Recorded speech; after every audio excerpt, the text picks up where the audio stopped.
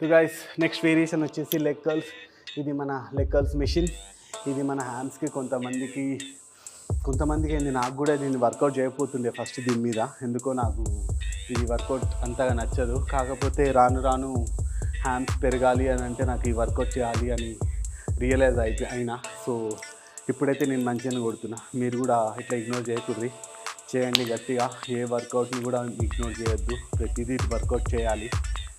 కనబడదు కదా వెనకాల ఉంటుంది హ్యాండ్స్, పెద్ద వర్కౌట్గా అయ్యద్దు, అట్లా ఏముండదు, పక్కా చేయాల్సిందే. దీన్ని మళ్ళీ ఇట్లా పెట్టుకోండి, కొంచెం ఫామ్ చూడండి, కొంచెం బ్యాక్ని కొంచెం అట్లా ఎత్తి